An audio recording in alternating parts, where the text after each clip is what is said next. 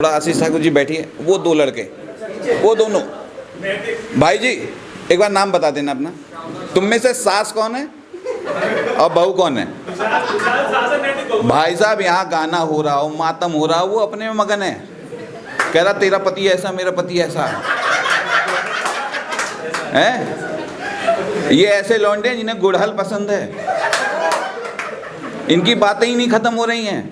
Infinite इनसे बना है, पहले इनफाइनाइट नहीं था, इनकी बातें शुरू हुई, लोग गिनते रह कर ये खत्म नहीं होंगे, इनफाइनाइट कह दो इसे। आर्यभट्ट के बाद ये है ब्रह्मभट्ट, इन्होंने इनफाइनाइट की खोज की है। ठीक है, देखो मैं कह रहा हूँ कोलैबोरेशन होना चाहिए ना, पति पत्नी का होता है, ठीक है। यहाँ भी हुआ, यहाँ किसका हुआ? बातें अनकहीं, और ये क्या लिखा है मुझे समझ नहीं आ रहा है। ये कोलैबोरेशन कुछ घातक नहीं लग रहा है, जो देख रहा होगा उसको लग रहा होगा बहुत गंदी चीज लिखी है, हैं? रिया समझ में आ रहा है मैं क्या बोल रहा हूं? तू समझ जाएगी, मुझे पता है। ये ओयो से भी ज्यादा खतरनाक लोगों है। और मैं आपको बता रहा हूं, इंसान और जानवर में क्या फर्क है? इंसान हंस सकता है, जानवर जैसे गधा, मैं मेनली जानवर में गधे को मानता हूं, गधा हंस नहीं सकता। देखो गधे के बाद मैं केवल डुग्गू को मानता हूं। तो आप समझिए, इंसान हंस सकता है, गधा हंस नहीं सकता। अगर कोई गधा हंसे तो इसका मतलब वो इंसान बनने की तैयारी में है, और कोई इंसान मेरे परफॉर्मेंस पे ना हंसे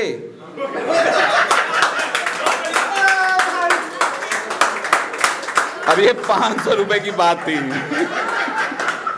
मैं भाई के 500 रुपए बचाना चाहता था। अब जो नहीं हंसेगा उसे 500 तो मिलेगा, लेकिन एक टैग मिलेगा। ठीक है, समझ गए सब लोग? हंस लिए? योगिता, अच्छा जब हवा चलती इसके बाल उड़ते हैं, तो ये पंखा इधर था, डुग्गू यहाँ खड़ा था, योगिता कह रही इधर, डुग्गू खुश हो गया मुझे बुला रही है, उसने कहा ना ना पंखा। डुग्गू शर्मा के गया, पीछे बैठ गया। अच्छा आपने सैफीना सुना है? सैफ और करीना हैं? डुग्गू में क्या जुड़ा होगा? डॉग।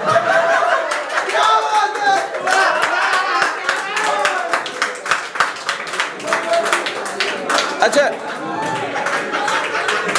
बेटे की हिम्मत कैसे हुई? पिछली बार मेरे पे कमेंट करके चला गया। पहले मुझसे पहले बोलना था, कहा ना मैं बाद में बोलूंगा, डॉक्टर साहब को तो आज मैं ले लूंगा, हैं? उसको नहीं मालूम था कि समय लौट के आता है। वो पहले मुझे भैया बोलता था, घर गया कोई रिपोर्ट देखा फिर चाचा बोलने लग गया, अंकल बोल रहा मुझे अब। और वो देखो मैं देखता हूँ, जैसे आप देखें मकान के होते हैं बेचने वाले, वो मकान की दलाली करते रहते हैं कि यहाँ ये मकान है, वहाँ ये मकान है। ये आके मुझे बता रहा है आपको कोई नहीं मिलेगी, आपकी मार्केट में कोई है ही नहीं। ये सब देखाया है, ये हर वर्ग के लिए देख लेता है कि इसके वर्ग को ये मिलेगी, इसके वर्ग को ये मिलेगी। ये तो किसी कैटेगरी में नहीं है, जवान भी नहीं है, बुढ़ा नहीं है, इसको कुछ नहीं मिलेगी। मैंने मांगी नहीं भाई।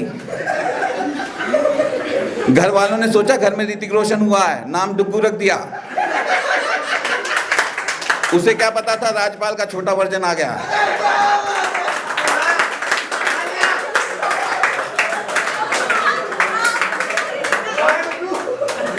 अब देखो मैं बात करने आया हूं रिश्तेदारों की। रिश्तेदार क्या होते हैं? यूनिवर्सल होते हैं, चाहे मेरे हों, आपके हों, किसी के, चाहे डुग्गू के भी हों। मतलब रिश्तेदारों की एक ही कैटेगरी होती है, मुझे लगता है सब जगह वही पाई जाती है ना? तुम बहुत हाँ करिए, तुम्हारे रिश्तेदार बहुत परेशान करते हैं तुम्हें। अच्छा तनु को मैंने पिछली बार आशीर्वाद दिया, ये भैया मिस अलीगढ़ हो गई, इसके लिए जोरदार तालियां। और डुग्गू कह रहा है मैं श्राप दूंगा, सब लोग वो हो जाओगे अंडर 36 हैं? हाँ हमारे किंग मेकर बैठी हुई है मैडम, हैं? तू मेरी हिंदी सुधार ले पहले, आ जा, तू मेरा टीचर बन जा। कुछ भी कहूँ रहेंगी तो वही, हैं? अपने पति की पत्नी ही रहेंगी हैं? इनके पति बहुत अच्छे हैं, मैंने देखा है, लेकिन ये मानती नहीं। ये कहती हैं अच्छे नहीं हैं, आप एक दिन उनके साथ गुजारो। मैं कहा मेरी पसंद नहीं है, मैं नहीं गुजार सकता, ठीक है। और वो पार्षद भी हैं, वो इनको इतना सुनाते हैं, इन्होंने अपनी एक कल्प सोसाइटी खोल ली। उन्होंने कहा तू उधर सुना, मैं इधर सुनाऊं। फिर इन्होंने अच्छी अच्छी प्रतिभाओं को निकाला, मुझे भी इन्होंने मंच दिया था, लेकिन ये वाला नहीं, है ना। ये मंच थोड़ा घातक है। तो मैं, जो भी इनके ऑर्गेनाइजर हैं, इसको थोड़ा सा या तो बगल में कर दो, समझ रहे हो, या तो पूरा ढक दो। नहीं भाई साहब, तुम्हारी तो कम, हमारी ज्यादा हो रही बेइज्जती कि ये कहाँ पे जाके बोल रहा है ना। तो रिश्तेदार की बात कर रहा हूं मैं। रिश्तेदार जैसे होती हैं, लो, इसको वो गुप्त रोग हो गया है जो किसी को बता नहीं सकता। ऐसा गुप्त रोग है इसे, वो केवल डॉक्टर को बताएगा, मुझे अकेले ही हंस के खेल रहा है। अभी ये कहे थे, वो कहे कि वो उनको देखना जो है वो घातक है, वो घूर के देख लो तो सुसाइड है। और शादी की होगी उस बंदे ने, मुझे पता है, विस्फोटक बम साथ में लेके चल रहा होगा, लेकिन उसके बाद भी अब यहाँ पे कई लोग बटन लगवा रहे हैं। खैर, मैं बात कर रहा था रिश्तेदारों की। हाँ, बटन लगवा रहे हैं। युक्ता ने कह दिया मुझे सुई में धागा डालना भी नहीं आता है ना। और बात मैं कर रहा हूँ कि जैसे रिश्तेदार में सबसे बड़ी रिश्तेदार जानते हो क्या होती है औरतों की? मौसी। मौसी एक ऐसी रिश्तेदार होती है जिससे माँ कंटिन्यू बात करती रहती है, कंटिन्यू, और वो बात खत्म ही नहीं होती। और जब वो फोन रखती है तो कहती चलो ये आ गए हैं, बाद में बात करूंगी, अभी तो पूरी बात हुई नहीं, अगली बार बात करूंगी। तो आपको लगता है कि मम्मी की शादी पापा से हुई है मौसी से? ये समझ गया, सबके मन में यही विचार आता है। एक इसी तरह खतरनाक रिश्तेदार होता है फूफा। फूफा और केजरीवाल किस बात पे गुस्सा हो जाए आपको पता ही नहीं चलेगा। जैसे फूफा को लगता है ससुराल नहीं है, ये भाजपा सरकार है, इसमें कुछ भी हो रहा है गलत हो रहा है। वो किसी बात के लिए, ये तू क्यों इतना फूफा की तरह मुंह फुलाया हुआ है, तू भाई तू, हाँ अभी तक तो उछल उछल के नाच रहा था। अच्छा, इसने मुझे बताया आज ये नागिन के दूध की चाय पी के आया था, इसीलिए बीच बीच में ये इसके अंदर वो डंक मार जाती है। और सबसे खतरनाक हमारा जो रिश्तेदार है, सगा रिश्तेदार एकदम क्लोजेस्ट, वो है पत्नी। पत्नी देखिए, पत्नी जिस बैकग्राउंड से आती है उस बैकग्राउंड को कहते हैं ससुराल। इतना सब लोग जानते हो? योग्यता खुले रहने दो, जानते हो आप लोग?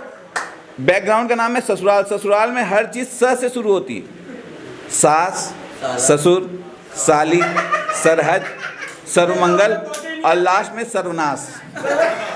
ये सब स से शुरू होता है ना।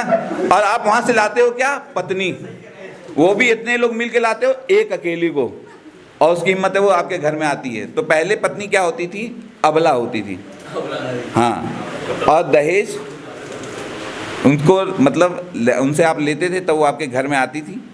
फिर हम लोग क्या करते थे? उनको जला देते थे। अक्सर जो समाज का विकृत रूप था वो ये था।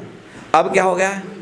पत्नी तलाक लेती है, आपसे पैसा लेती है एल्यूमिनाई के रूप में, उसके बाद अगर आपको जलाती नहीं जमा देती है।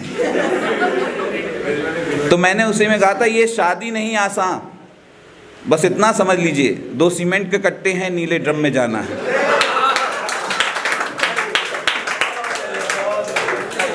तो अगर योगी जी होते शादी पे कुछ कहते तो क्या कहते?